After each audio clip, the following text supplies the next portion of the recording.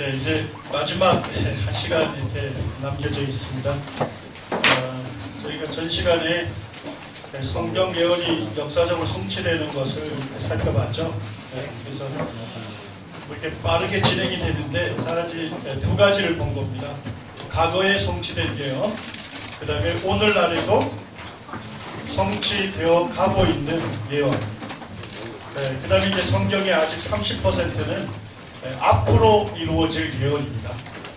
그래서 저희가 이제 앞으로 되어질 예언에 대해서는 다루지 않습니다만, 이번에 하나님께서 예언하신 그대로 과거에 성취하셨고 오늘날 또 이루어가고 있는 것을 우리가 눈으로 확인할 수 있잖아요. 이쯤 되면 우리가 뭘 더 확신할 수 있습니까?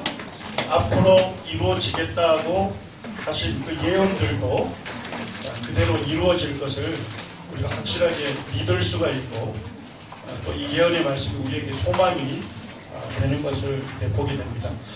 이제 마지막 1시간은 예수 그리스도의 역사성에 대해서 살펴보겠습니다. 이제 복음을 전하다 보면 복음을 듣는 많은 청년들이 이런 질문을 해요. 예수님이 역사적으로 존재하셨다는 것을 어떻게 알 수 있느냐. 자기는 예수님에 대해서 소개를 받고 있지만 예수님이 역사적으로 이 땅에 오셨고 또 그분이 살으셨다 하는 그것조차도 나는 믿지 못하겠다, 이런 사람들이 있습니다. 제가 몇 년 전에 책을 사기 위해서 서점을 방문했는데 그 베스트셀러 칸에 철학자 러셀이라고 하는 분이 쓴 책이 거기 베스트셀러 칸에 있더라고요. 제목이 뭐죠? 나는 왜 기독교인이 아닌가. 자기가 기독교의 문화 속에서 태어났대요. 그리고 아마 어려서부터 믿는 부모 밑에서 교회를 다녔겠죠. 그런데 내가 이제는 그리스도인이 되지 않은 이유, 그거에 대해서 그 책에서 밝히고 있어요. 그래서 그 책을 읽어보니까 이분이 처음에 이 얘기를 하는 거예요. 예수 그리스도가 과연 역사상에서 존재했는가 하는 것은 매우 의심스럽다. 나는 첫째, 예수님이 이 땅에 살으셨다는 그 역사성에 대해서 난 못 믿는다. 그 다음에 두 번째, 그가 가령 존재했다 하더라도 우리가 예수님에 대해서 알 수 있는 것은 아무것도 없다. 그래서 자기가 이 기독교 문화권에서 태어났지만 그리스도인이 되지 않았다 하는 그 이유를 이렇게 밝히고 있습니다. 제가 이 책을 보면서 두 가지 면에서 놀랐습니다. 첫 번째는 이 책이 언제 저술이 됐죠? 1927년, 지금으로부터 100년 전에 쓰여진 책인데 한국에서는 번역이 돼서 이게 베스트셀러로 지성인들이 이제 읽혀지고 있다 하는 것에 대해서 제가 굉장히 놀랐습니다. 그 다음에 두 번째 놀랐던 것은 뭐냐면, 예수님이 역사상에 존재하셨다고 하는 그와 같은 역사적인 증거들이 오늘날 차고 넘치는 시대거든요. 그런데 이와 같은 책이 여전히 베스트셀러다 하는 것은 참 제가 굉장히 놀라게 됐습니다. 누가복음 1장에 보면 이 누가복음을 누가 기록한지는 아시죠? 이 누가가 기록을 했는데 누가가 그 기록을 할 때, 예수님의 생애를 기록할 때 어떻게 기록했는지를 밝히고 있습니다. 자, 1절에 보니까 누가가 무엇을 기록했습니까? 우리 중에 이루어진 사실을 기록했다는 것입니다. 그 다음에 2절에 보게 되면 목격자들의 증언의 기초에서 기록했다, 이렇게 되어 있습니다. 자, 3절에 보니까 목격자가 증언해 줬다고 해서 그걸 다 기록한 게 아니라 누가가 어떻게 했죠? 그 모든 일을 근원부터 자세히 미루어 살펴서 기록했다는 겁니다. 그러니까 직접 목격했다고 하는 그 목격자의 증언을 듣고서 직접 그 일이 일어났던 사건의 현장에 가서 엄격한 뭘 했다는 거예요. 조사를 하고 사실로 드러난 것만 예수 그리스도의 생애를 연대순으로 기록을 했다는 것입니다. 누가의 직업이 뭔지 아십니까? 네, 의사죠. 우리가 뭐 여러분들 머리 아파서 병원에 갔더니까 의사분이 하는 말이 뭐 평가도 안 하고 진찰도 안 하고 바로 자 일단은 머리부터 열고 봅시다. 그런 의사분에게 여러분 맡기겠습니까? 의사들은 그렇지 않죠. 머리가 아프다면 왜 머리가 아픈지 철저한 그 진찰을 시작하죠. 평가하고 엄격한 그런 검사를 통해서 질병을 유추하게 되고 그것에 기초해서 치료법을 준비를 하는 거거든요. 그게 의사죠.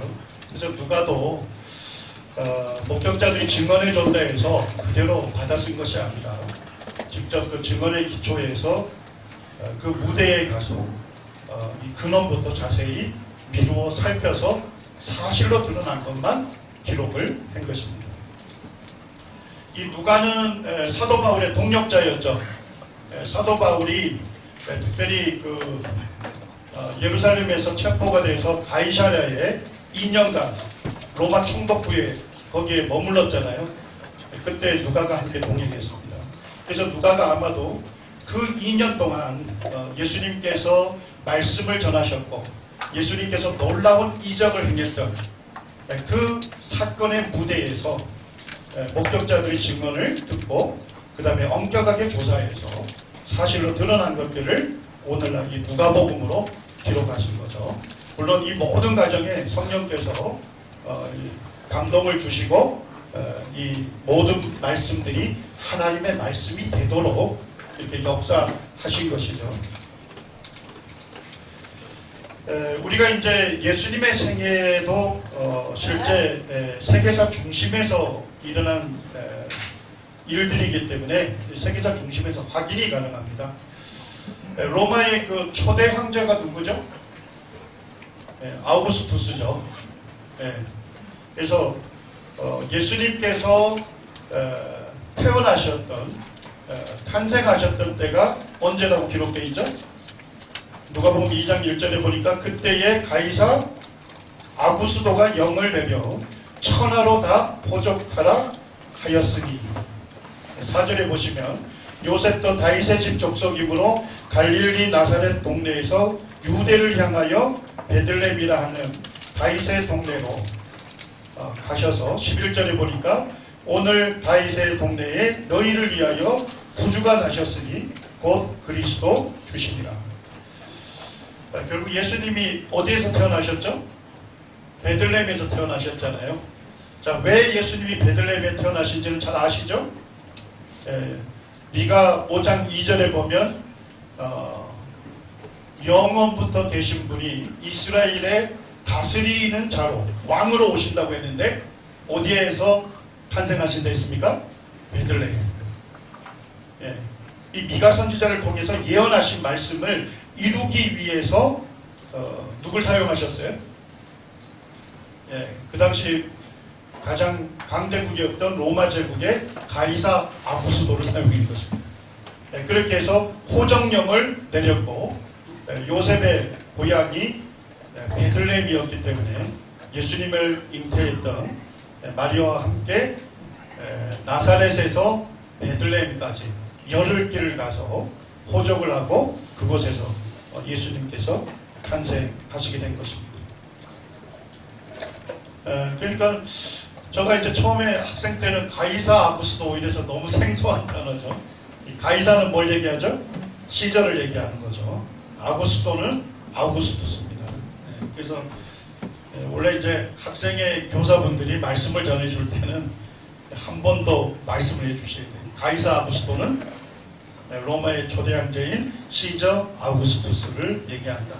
그러면 자기들이 세계사에서 배우고 있는 그와 같은 역사 속에서 예수님께서 탄생하셨음을 알 수가 있는 것이죠. 자, 그 다음에 누가복음 3장에서는 예수님이 공적인 생애를 언제 시작했는지 또 연대를 알려주고 있습니다. 23절에 보니까 예수께서 가르치심을 시작하실 때에 몇 세가 되셨죠? 30세 딱이 아니고 쯤이라고 되어 있어요. about이래요. 그 앞뒤다 이런 얘기입니다. 그래서 그때가 언제인지를 분명하게 연도를 알 수 있도록 했습니다. 1절에 보니까 디베리오 황제가 통치한 지 15해입니다. 자, 디베리오 황제는 로마의 몇 대 황제죠? 2대 황제고 티베리우스라고 우리가 부르죠. 자, 티베리우스 황제가 언제 즉위했습니까? 14년에 즉위했습니다. 자, 그런데 통치한 지 15해면 몇 년이 되죠? AD 한 29년쯤에 그때 예수님께서 가르치심을 시작하셨습니다. 이렇게 연대를 다 이렇게 계산할 수가 있다는 겁니다. 그 다음에 이제 예수님이 역사상 존재했느냐, 우리가 뭐 가장 쉽게 알 수 있는 건 뭘 통해 알 수 있어요? 오늘날 우리가 연대를 계산할 때 누굴 중심으로 계산하죠?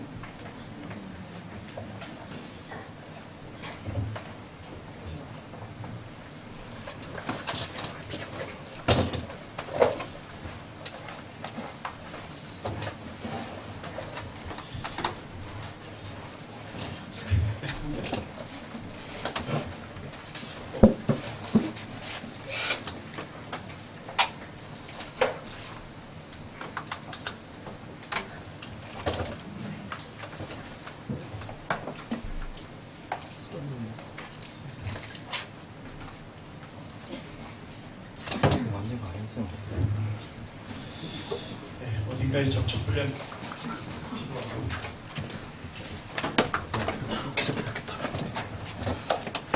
이거 한번 빠셨어요? 안 빠졌어요? 예. 진행하겠습니다. 우리가 이제 세상의 그 연대를 계산할 때 누굴 중심으로 연대를 계산합니까? 예수님 탄생 연대를 중심으로 주전과 주후로 나누잖아요. 그래서 우리가 BC라고 하면 영어로 뭐가 되죠? Before Christ가 되죠. 예수 그리스도 이전이 되는 겁니다. 이전 몇 년 이렇게 되고, 주후라는 건 뭡니까? 안너 도미니라 해서 라틴어인데 예수 그리스도의 해 안에서 이런 뜻입니다. 예수님 탄생한 지 몇 년 이런 의미들을 갖고 있습니다. 그러니까 우리가 이제 연대 자체를 예수님 중심으로 연대를 계산하기 때문에 예수님께서 이 땅에 오셨다는 것은 사실은 지극히 명백한 것이죠. 지금 이제 슬라이드를 보여요. 지금 일단 우리 강의안을 갖고 계신 분들은 참조하시기 바랍니다. 예수님께서 태어나신 곳이 어디죠? 베들레헴. 거기 지금 이제 가서 찍은 사진입니다. 그쪽에 지금은 이제 많이 번성한 도시지만 예수님 탄생할 때는 한 1000여 명이 살았던 아주 작은 마을이었습니다. 그곳에 예수님 태어나셨고요. 그쪽 옆으로 들판을 보시면 거기에 이제 이 목동들이 양을 치는 그와 같은 들판입니다. 그곳에 가게 되면 예수님 탄생교회가 있고 그 안에 들어가면 예수님께서 나셨던 그 곳이 지금도 이제 보존이 되어 있어요. 그래서 거기에 보면 라틴어로 이곳에서 예수 그리스도가 탄생했다 이렇게 기록이 되어 있습니다. 자, 그 다음에 예수님이 탄생했을 때 유다를 다스렸던 왕이 누구죠? 헤롯이죠. 성경에 이제 헤롯 여러 명이 등장하는데 역사에서는 헤롯 대왕이다 또는 헤롯 대제다 이런 말을 씁니다. 자, 그 헤롯이 건설했던 요새가 이름이 헤로디움입니다. 거기 요새가 보이죠? 한 830m 정도 높이인데 여기가 이제 원래는 자연산입니다. 산 위에다가 인공 도시 요새를 건축한 거죠.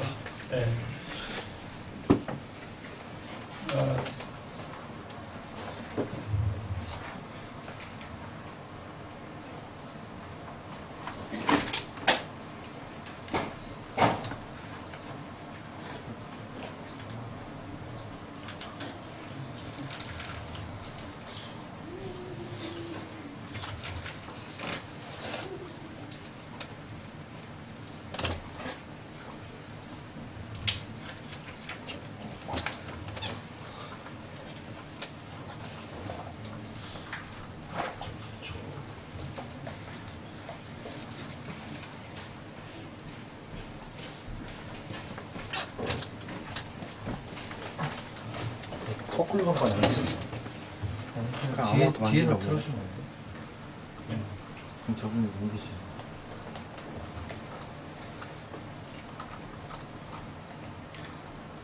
잘 되고 있다가 갑자기 그치, 이거 너무 바쁜 적 없지. 마음 만진 적이 없어. 네, 제가 좀 진행하겠습니다. 한 번만. 장비들이 갑자기. HDMI 또 없네? HDMI? 응. 그 위에 아니면 TV를 가져와. TV냐? TV를 용민아 위에 가서 TV 가져와. 4층에 TV?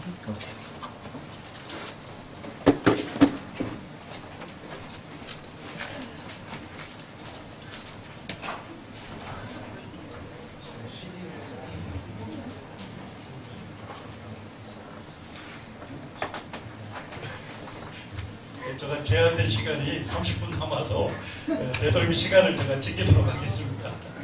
네. 자, 일단은 뭐 설치가 되면 되는 걸로 하고요. 제가 쭉 진행하겠습니다. 강의안을 보시면 되겠는데요. 좀 들으셔도 돼요. 네. 네, 헤로디움의 그 정상에 쭉 회당도 있고 목욕탕도 있고 이렇게 헤롯이 그곳에 와서 머물 수 있는 궁전 터도 있습니다. 그 다음에 이제 중간에 보면 헤롯 무덤이 발견이 됐죠. 헤롯 무덤이 사실은 1992년 최근에 발견이 된 겁니다.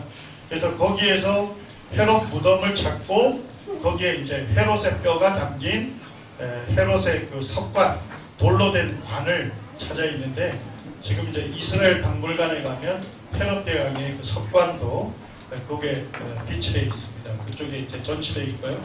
헤롯 대왕이 뭐 만들었던 동전 이런 것들이 다 되어 있습니다. 자, 그 다음에 예수님이 살으셨던 동네는 어디죠? 나사렛이죠. 네. 근데 이제 제가 뭐랄까요, 아주 재미있는 책을 발견했는데 그 유스티누스라고 하는 순교자가 있습니다. 예수님 믿는 것 때문에 순교당한 유스티누스라는 순교자가 있는데 이분이 이제 나사렛 바로 옆에 있는 도시가 나블로스라는 도시가 있어요. 거기에서 태어났어요. 근데 이분은 예수님을 믿는 가정에서 태어나지 않았어요. 이교도 가정에서 태어났는데 이분이 이제 예수님을 믿게 되죠. 그리고 이제 자기가 일터를 나사렛으로 갔는데 거기에서 목수의 일을 했답니다. 근데 자기가 거기에 수습 목수로 일했던 데가 어디래요? 예수님의 양부인 요셉이 설립한 그 가게에서 자기가 수습 목수로서 일을 했다는 것입니다. 그리고 예수님이 만든 멍에와 쟁기 같은 농기구들이 그때에도 남아 있었다는 것입니다. 네. 그러니까 이분은 예수님을 믿는 것 때문에 순교당했잖아요. 목숨을 잃었잖아요. 근데 이분이 자기가 예수님을 믿는 것 때문에 순교당한 사람이 사실 거짓을 위해서 목숨을 걸지는 않겠다. 유스티누스가 기록한 내용이 그것이 역사적 사실이라는 것은 우리가 알 수 있는 것이죠.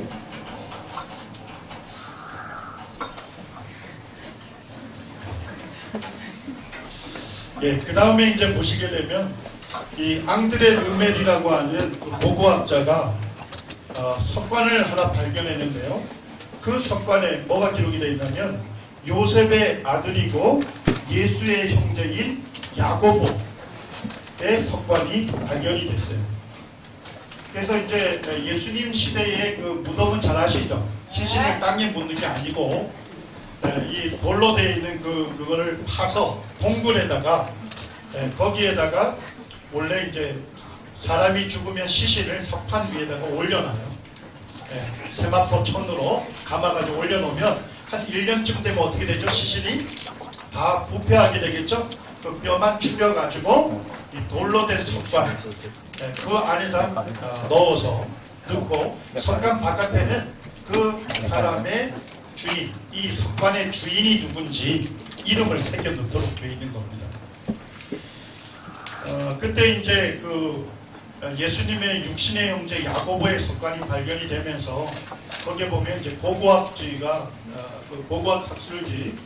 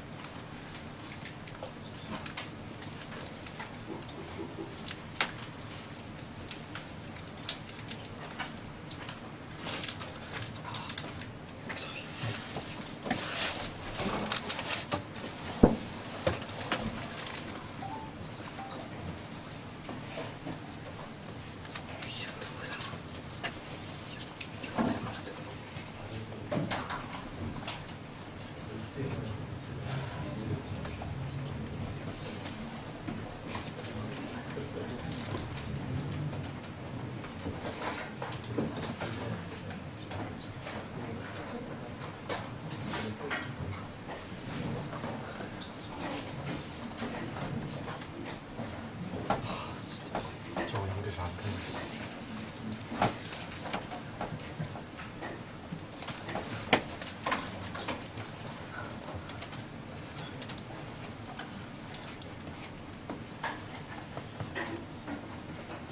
네, 저를 좀 쳐다보시죠. 제가 좀 진행을 다 하겠습니다. 그래서 그 바이블리칼 아키올로지 리뷰라고 하는 고고학 학술지가 있어요. 거기에 이제 첫 표지로 뭘 새겨놨죠? 돌에 새겨진 예수의 증거, 예수의 형제 야고보의 석관이 예루살렘에서 발견된다. 이렇게 거기서 기본을 싣고 있고요. 그 다음에 보게 되면 이제 이게 야고보의 석관인데 거기에 보시면 아람어로 기록이 되어 있습니다.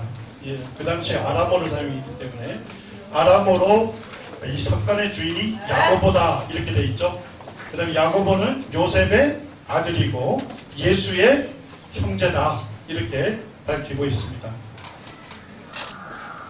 그리고 이제 그 고고학자들이 보여주고 있는 것은 이 석관은 유대인들이 짧은 기간 사용된 석관이랍니다. BC 20년에서 AD 70년 사이에 사용했던 석관이랍니다. 자, 근데 예수님의 육신의 동생 야고보가 순교한 것이 역사에 기록이 되어 있습니다. 그게 요세푸스가 쓴 고대사에 기록이 되어 있는데 그때 보면 야고보가 자기 육신의 형인 예수님의 죽음과 부활을 전하는 것 때문에 유대인들에게 돌로 쳐 죽임을 당하는 순교를 당하게 됩니다. 그때가 AD 62년이라고 거기에 보면 나와 있거든요. 이제 이게 맞아 들어가는 거죠. 그 다음에 이제 거기에 보면 이스라엘 고고학 협회에서 증명서를 냈습니다. 거기에 새겨진 그 이름은 현대 공구나 도구를 사용한 흔적이 없다. 녹청과 석관의 진위에 손상을 줄 증거는 발견되지 않았다. 자, 이 증명서가 뭘 얘기해 주는 거죠? 이게 위조품이 아니다 하는 것을 얘기해 주고 있죠. 그 다음에 이제 지금 나오고 있습니까?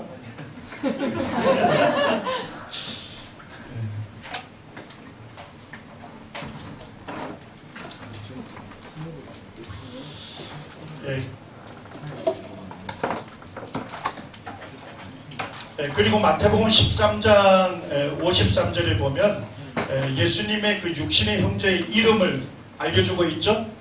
자, 예수님 이후에 아들이 누구죠? 요셉과 마리아 사이에서 태어난 야고보, 요셉, 시몬, 유다를 마태복음에서 얘기합니다. 이 야고보를 얘기하고 있고요.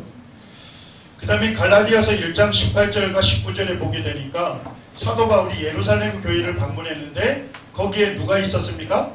주의 형제 야고보.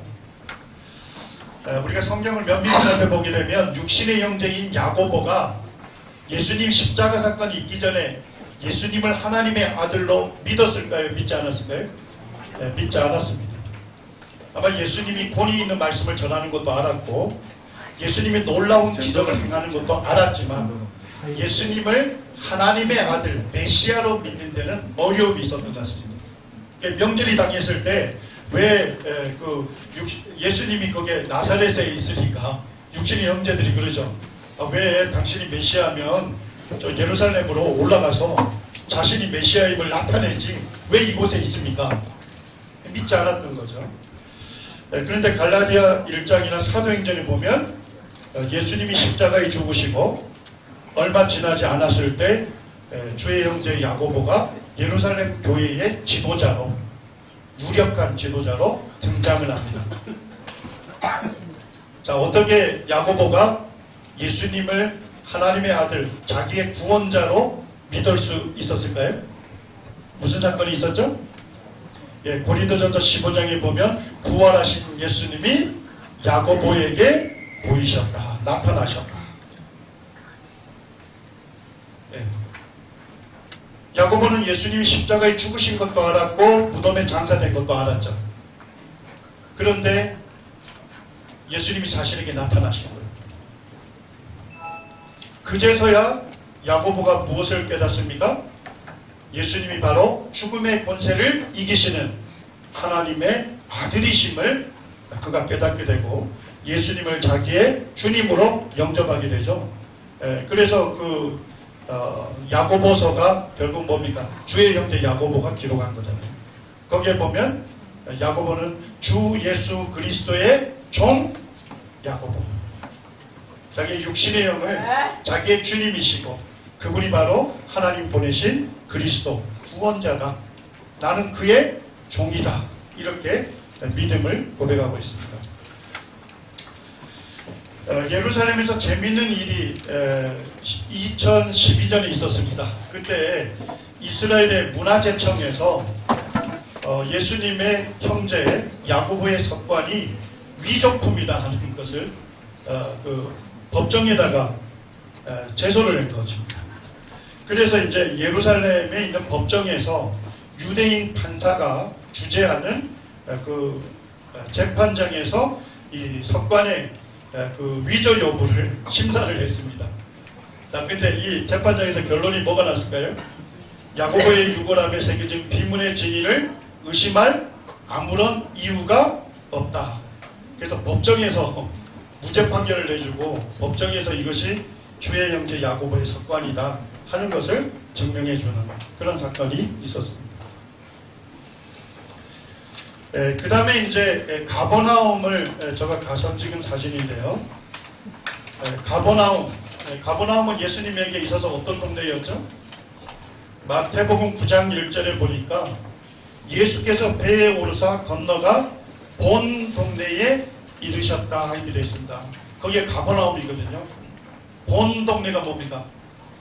본자가 근본 본자예요. 아주 쉽게 말씀드리면 자기 동네. 예수님이 나사렛에서 성장하셨잖아요.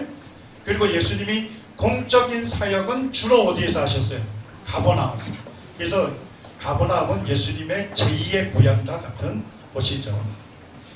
그래서 거기에 갔더니까 가버나움하고 뭐라 써놨습니까? The Town of Jesus. 가버나움은 예수님의 고향이다 이렇게 되어 있습니다. 그 다음에 마가복음 1장 29절 한번 보시죠. 마가복음 1장 29절에 이렇게 기록되어 있는데요. 회당에서 나와 곧 야고보와 요한과 함께 시몬과 안드레의 집에 어떻게 하시죠? 들어가시니 이렇게 되어 있습니다. 맞습니까? 네. 그러니까 예수님이 가버나움 회당에 방문하셨다가 곧바로 어디로 가신 거예요? 시몬과 안드레의 집으로 간 거예요. 자, 시몬은 누군지 아시죠? 원래 시몬이라는 뜻이 사이몬이라는 뜻이 모래라는 뜻입니다. 부서지기 시몬. 근데 시몬을 딱 봤을 때 예수님이 시몬에게 무슨 이름을 주셨어요? 베드로. 페트로스 하면 암석이라는 뜻입니다. 반석. 아주 튼튼한 바위. 그래서 이제 시몬 베드로의 집으로 들어간 거예요. 자, 그럼 가버나움 회당하고 시몬 베드로의 집이 가까웠다는 거예요? 멀었다는 거예요? 곧장 들어갔으니까 가까운 거죠. 거기에 사진에 보시게 되면 가버나움 회당이 있고 바로 앞에 대로가 있고 그 대로 갈릴리 바다 바로 앞에 보면 베드로의 생가포가 발굴이 되어 있습니다.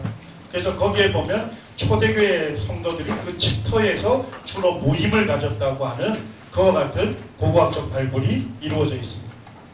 자, 제가 이걸 왜 얘기할까요? 아주 성경의 세세한 부분까지도 뭐가 가능하다고요? 확인이 가능하다는 얘기입니다. 이곳이 이제 가버나움 해당입니다. 예수님께서 말씀을 전하셨고 병자를 고치셨던 가버나움 해당이고요. 지금 슬라이드 안 나오는데 그때 제가 가서 인증사진을 찍었던 사진도 거기 있습니다. 그 다음에 이제 그 가버나움 해당 옆을 보게 되면 사진을 보시게 되면 기초석하고 그 위에 세워져 있는 돌이 색깔이 좀 다르죠. 밑에는 뭐예요? 검은색이죠? 현무암입니다. 제가 가버나움을 갔더니까 가버나움이 지진이 많이 일어나가지고 화산이 많이 일어나서 현무암이 많아요. 예, 우리 저 제주도도 화산지대기 때문에 현무암 많잖아요. 예, 그쪽 가버나움 쪽이 지진이 많은 곳입니다. 화산이 많은 곳입니다. 그래서 현무암이 있는데 요 검은 색깔로 되어 있는 게 예수님 시대에 해당 기초예요. 그리고 그 위에 백색으로 된 대리석을 올렸죠. 예. 거기 이제 벽에 봤더니까 이렇게 써놨습니다. 예수님 해당에 남겨진 터 위에 4세기 말쯤에 백색 해당을 세웠다. 이렇게 고고학자들이 거기다 붙여놨어요. 자, 그 다음에 예수님이 이제 십자가를 지시기 전에 군인들에 의해서 체포가 되셨죠. 자, 그때 대제사장이 심리를 합니다. 자, 그때의 대제사장이 누구죠? 예, 요한복음 18장 13절에 보면 가야바라고 되어 있죠. 예, 그런데 이게 불과 몇 년 전에 가야바의 그 석관도 발견이 되고 그 다음에 가야바 집안에 대부분 가족묘로 운영이 되거든요. 그 가야바 집안의 가족묘도 다 발굴이 됐습니다. 이 사진은 이제 그 가이사랴입니다. 우리가 이제 보면 갈릴리 서쪽이 지중해 해안이죠, 그죠? 그렇지만 항구가 없어요. 독특합니다. 항구가 없습니다. 왜냐니까 거기는 사람이 살기 부적절한 곳입니다. 그쪽이 주로 늪지대거든요. 늪지대. 그리고 이제 그 이스라엘 위로 가게 되면 두로 시돈이 나오죠. 두로 시돈은 거기는 자연 항구가 될 수 있는 곳입니다. 그래서 제가 전 시간에 두로에 대해서 얘기했잖아요. 그거는 아주 그 항구가 되는 최적합한 그와 같은 지역입니다. 그래서 이제 로마 제국이 통치하면서 뭐예요? 이스라엘을 통치하려면 어떻게 해야 합니까? 로마에서 이스라엘로 오고 가기 쉽게 교통로가 열려야 할 거 아니에요? 그래서 백길을 열기 위해서 헤롯이 어떻게 했습니까? 가이사랴의 인공 항구를 만든 겁니다. 이게 최초의 인공 항구, 역사적으로 보면. 그러니까 자연 해안을 갖고서 항구가 된 게 아니라 거기다가 인공으로 배들이 들어올 수 있고 정착할 수 있는 항구를 건설합니다. 그리고 이제 헤롯이 거기에 자기 궁전도 건설했죠. 그리고 이제 헤롯이 죽은 이후에 어떻게 됐습니까? 로마의 총독들이 거기 총독부로 사용했습니다. 그 건물을. 그 다음에 이제 이쪽 가이사랴 쪽에 로마 총독부가 있으니까 뭐예요? 로마 사람들이 거기 많이 살겠죠. 그 다음에 로마의 관리들이 거기에 있습니다. 그래서 그 로마 시대 사람들을 위한 거기에 많은 것들이 건설되어 있죠. 대전차 경기장도 건설이 되어 있고, 그 다음에 로마 사람들이 항상 어느 도시든 세우면 뭘 만들죠? 원형극장, 이런 것들이 거기에 그대로 지금 되어 있습니다. 지금 여기 로마 원형극장에서는 지금도 공연을 하고 있어요. 제가 이제 그곳에 정중앙에 서서 한번 찬양을 드려봤는데 굉장하더라고요. 중앙에서 찬양을 딱 드리면요, 여러 형제님들을 요소에다 세워놨는데 거의 비슷한 음으로 들려요. 어느 좌석에 앉아있는지. 그 다음에 더 놀라운 것은 뭐냐면 저가 찬양을 드리면 뭐 앰프에서 나오는 것처럼 제 목소리가 거기에 웅장하게 제 귀에 들려요. 이게 앰프 시스템 없이도 이렇게 놀랍게 과학적으로 만들어져 있는 겁니다. 이 로마 원형경 극장을 연구하다가 뭘 발견했냐면요. 예수님을 재판에서 십자가형을 언도했던 총독이 누구죠? 본디오 빌라도. 그 본디오 빌라도의 비문이 발견이 됩니다. 그러니까 이것이 발견되기 전까지는 예수님을 재판을 본디오 빌라도가 했다는데 본디오 빌라도에 대한 고고학적 증거나 역사적인 증거가 없다. 이래가지고 굉장히 그 성경을 비판했었어요. 그런데 이게 1961년에 비문이 발견이 돼 있죠. 그래서 맨 윗줄에는 티베리우스 황제의 이름이 새겨져 있고요. 그래서 유대 총독 본디오 빌라도가 부임을 기념하여 자기를 부임시켰던 티베리우스 황제에게 신전을 지어 바쳤다는 그 비문이 지금 발견이 돼 있고요. 그 가이사랴에 거기에 있는 거는 이제 현재 있는 것들은 주로 짝퉁입니다. 그리고 이제 원본은 이스라엘 박물관에 가면 예루살렘 이스라엘 박물관에 그대로 전시되어 있습니다. 그 다음에 요한복음 19장 13절에 보게 되면 예수님께서 빌라도 총독에게 재판을 받으시죠. 자, 근데 그 재판 받는 곳이 어딘지를 말씀하고 있습니다. 빌라도가 이 말을 듣고 예수를 끌고 나가서 돌을 깐 뜰, 히브리 말로 가바다에 있는 재판석에 앉았더라, 이렇게 되어 있습니다. 자, 빌라도가 예수님을 재판할 때 그때 그곳이 어떤 곳이었어요? 돌을 깐 뜰이었습니다. 뜰이 있었는데 대리석을 까는 뜰이라고 성경이 밝히고 있죠. 그런데 그것이 그대로 보존되어 있습니다. 거기에 그 건물이 있고 건물 지하에 갔더니까 예수님께서 재판을 받으셨던 그 돌이 지금도 뜰이 그대로 있죠. 근데 거기 가면 미끄럼 조심해야 돼요. 왜 그럴까요? 사람들이 엄청나게 밟고 다녀가지고 아주 매끈매끈합니다. 그리고 이제 거기에 보면 이 재판하는 곳이니까 로마의 군인들이 거기에 항상 있었겠죠. 로마 군인들이 즐기는 그 게임판 이런 것들이 대리석 위에 새겨져 있는데 그런 것들이 그대로 남아 있습니다. 그리고 이제 예수님이 재판을 받으시고 채찍질 당하시고 십자가를 메시고 골고다 언덕을 향하시죠.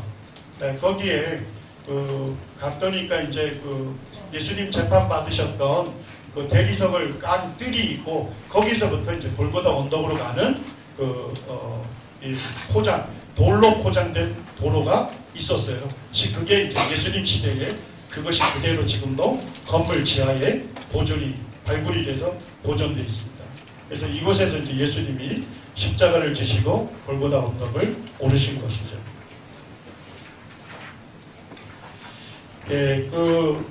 우리 이제 모임의 아주 중요한 성경 교사였죠. F.F. 브루스, 20세기 최고의 신약 학자라고 하는데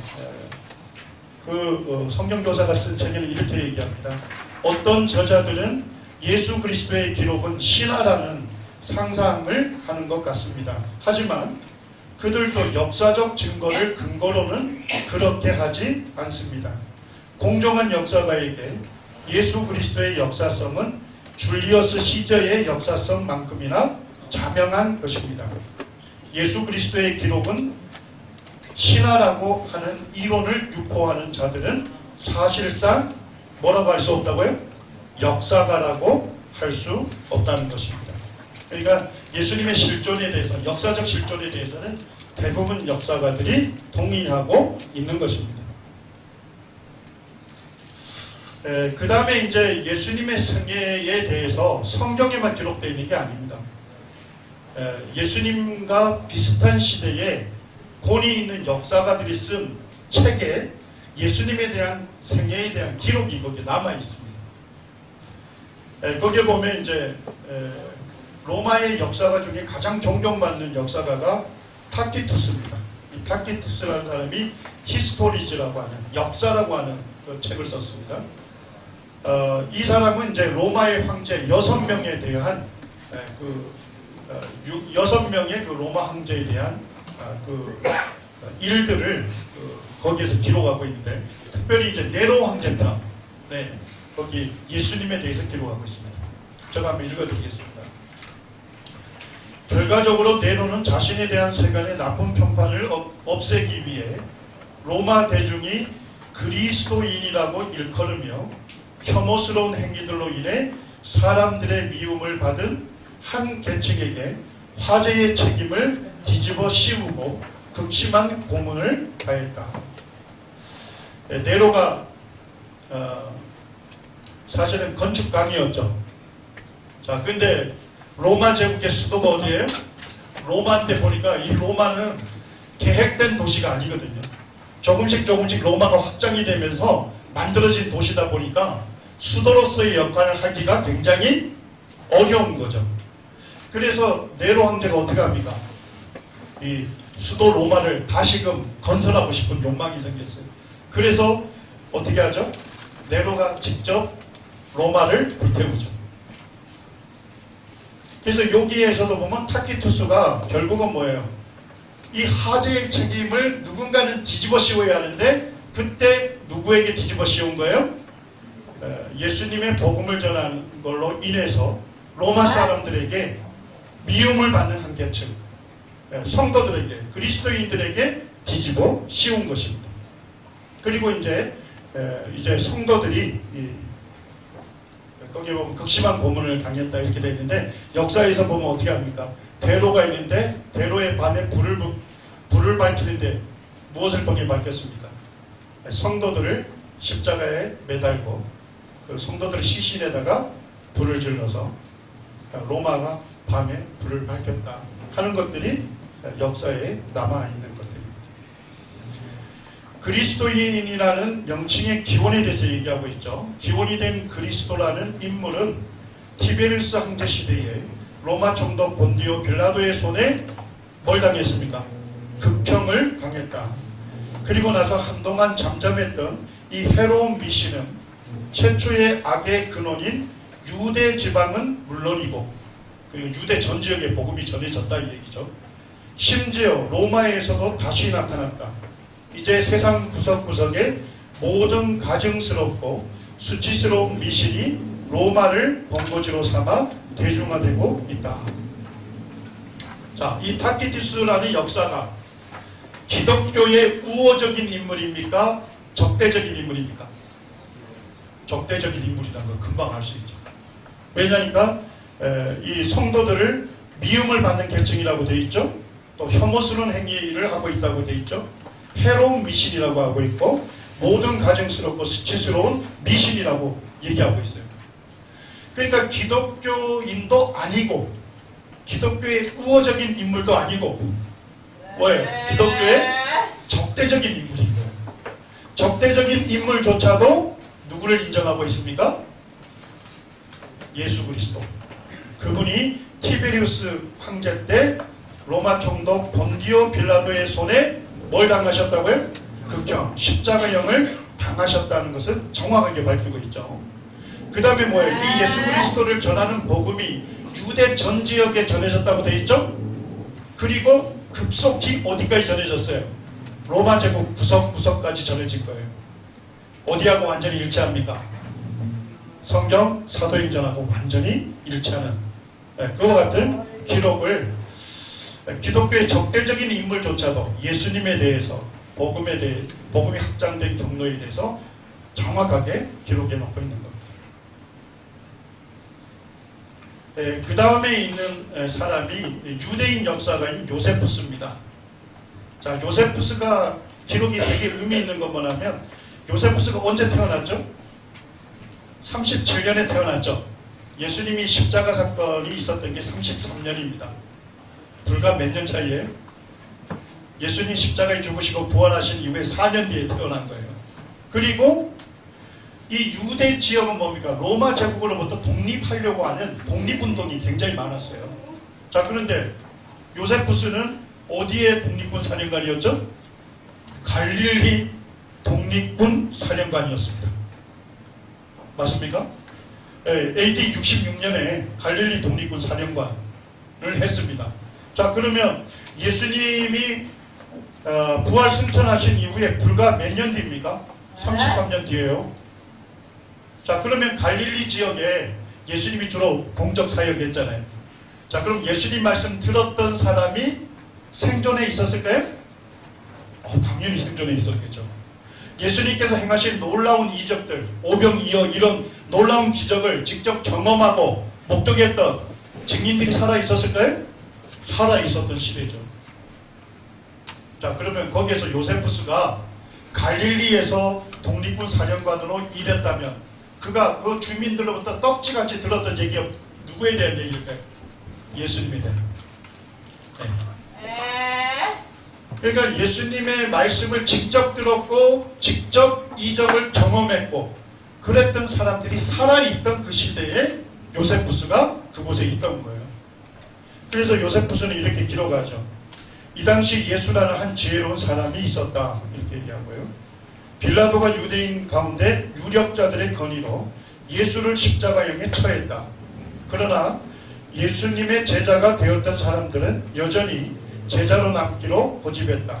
그들은 예수가 십자가에 못 박힌 뒤 사흘 만에 자신들에게 나타났으며 그가 살아 있었다고 보고했다. 그래서 이 요세푸스가 기독교인이 아닙니다. 그런데도 예수님의 말씀과 이적을 직접 듣고 경험했던 사람들이 살고 있던 그 시대에 그곳에 있으면서 예수님에 대해서 듣게 된 것이죠. 그거를 그 역사에 기록해 놓은 것입니다. 그 요세푸스의 고대사 조금 몇 쪽만 넘기면 누구에 대한 내용이 나오냐면요. 예수님의 형제 야고보의 순교에 대해서 기록하고 있습니다. 거기에 보면 대제사장 아나니아가 재판을 했고 이제 예수님의 형제인 야고보를 순교시켰던 내용이 거기에 있습니다. 그 앞에서 소위 그리스도라 불리는 예수의 형제인 야고보와 다른 몇 사람들을 끌어내어 그들이 율법을 어겼다고 고소를 하였고 그는 결국 그들을 돌로 쳐 죽이도록 그들을 넘겨주었다. 육신의 형제인 야고보가 예수님의 죽음과 부활을 전하는 것 때문에 순교를 당했고요. 그때 이제 베스도가 죽었을 때다 이렇게 하면 AD 62년이 됩니다. 베스도 총독이 죽었을 때가. 그래서 정확하게 언제 순교했는지도 연대를 계산할 수 있는 겁니다. 자, 유대인들의 탈무드에도 예수님의 기록이 나와 있습니다. 유대인들은 예수님을 메시아로 믿지는 않죠. 근데 뭐는 정확하게 기록해 놨습니까? 6월절 전날 그들은 나사렛 예수를 매달았다. 그래서 예수님께서 6월절 기간에 이 십자가에 못 박히셨고 고난받으시고 죽음을 이루셨다는 것은 유대인들도 인정하고 있습니다. 그 다음에 이제 또 하나 문서가 남아 있는데요. 이 로마의 그 트라이안이라는 황제가 있었습니다. 예수님 믿는 성도들을 굉장히 핍박했던 황제입니다. 근데 그 비두니아 지역에 성도들이 굉장히 많이 살고 있었거든요. 거기 총독인 플린이라고 하는 사람이 지금 문제가 발생이 돼서 황제에게 편지를 보냈어요. 왜냐니까 로마의 황제들은 자기를 뭘로 섬기라 했어요? 신으로. 그래서 살아있는 황제에게 동물을 죽여서 희생제사를 드렸다고요. 그 당시에. 이게 희생제사를 드릴 때 누구를 동원하겠습니까? 주민들을 동원하겠죠? 자, 근데 누구는 안 가는 거예요. 예수님 믿는 성도들은 갈 수가 없는 거예요. 예수님 믿는 성도들은 우상 숭배하는 그곳에 참여할 수 없었던 거예요. 그래서 가만히 보니까 문제가 뭐가 되는 거예요? 황제에게 드리는 이 제사를 지내기가 어려운 거예요. 왜요? 많은 사람들이 참여를 안 하니까. 자, 이 얘기는 뭘 얘기하죠? 복음이 많은 사람들에게 전해졌다 하는 겁니다. 그래서 이 제사의식을 드리는데 문제가 생기니까 지금 황제에게 지금 어떻게 했으면 좋겠냐고 편지를 보내는 것이 그것이 남아있는 겁니다. 자, 거기에 이런 편지를 보냅니다. 비두니아 지역에 많은 수의 그리스도인들이 있습니다. 그들 때문에 희생제물을 드리는 의식이 타격을 받고 있습니다. 그래서 그들을 잡아 신문하여 보았습니다. 하지만 그들이 특정한 날들 새벽에 모여서 예수를 무엇으로 알고요? 하나님으로 알고 그에게 찬양을 드리는 것 외에 다른 죄를 발견하지 못했습니다. 그래서 황제에게 이렇게 얘기하는 거예요. 그럼 그리스도인들을 어떻게 했으면 좋겠습니까? 황제가 명하시면 그대로 따르겠습니다. 이런 이제 서신을 드린 겁니다. 그러니까 특정한 날은 언제인지 아시겠죠? 예수님 부활하신 주일에 새벽에 성도들이 모였습니다. 새벽에. 왜 새벽에 주로 모였을까요? 구원받은 성도들 중에 많은 사람들이 노예였습니다. 낮에 모일 수는 없잖아요. 새벽에 모여서 예수님을 하나님으로 알고 그 예수님께 찬양과 경배를 드렸다는 것입니다. 성경 이외에 예수님과 비슷한 시대의 역사가들이 기록한 것이 전부 11권이 있습니다. 그 11권의 내용을 정리하면 그렇게 됩니다. 거기에 보시면 이게 이제 비기독교적 역사가들이 기록한 거죠.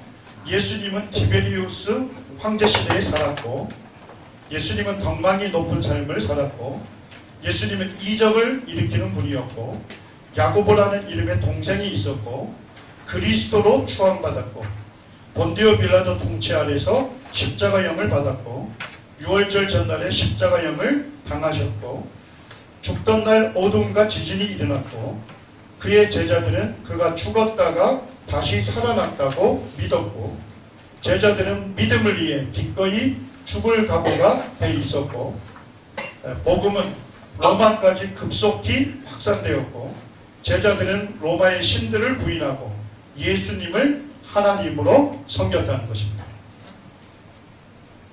자, 이 비기독교 역사가들, 심지어 기독교의 적대적인 역사가들조차도 성경이 무엇임을 우리에게 알려줍니까? 실제 역사적 사실이었다는 것을 그대로 그들이 증명해 주는 겁니다. 그러니까 예수님이 실존하지 않았다는 주장 자체는 뭡니까? 명백히 비합리적인 주장이다 하는 것을 알 수가 있는 것입니다. 네, 제가 이제 시간이 다 이렇게 지난 것 같습니다. 한 구절 말씀만 읽고 마치도록 하겠습니다. 우리 요한계시록 1장 5절 6절을 좀 같이 읽겠습니다. 요한계시록 1장 5절과 6절 함께 읽겠습니다. 시작. 또 충성된 증인으로 죽은 자들 가운데서 먼저 나시고 땅의 임금들의 머리가 되신 예수 그리스도로 말미암아 은혜와 평강이 너희에게 있기를 원하노라. 우리를 사랑하사 그의 피로 우리 죄에서 우리를 해방하시고 그의 아버지 하나님을 위하여 우리를 나라와 제사장으로 삼으신 그에게 영광과 능력이 세세토록 있기를 원하노라. 아멘. 네, 이 말씀에 보니까 예수님은 어떤 분이신지 우리에게 분명히 말씀하시죠. 예수님은 충성된 증인이셨다.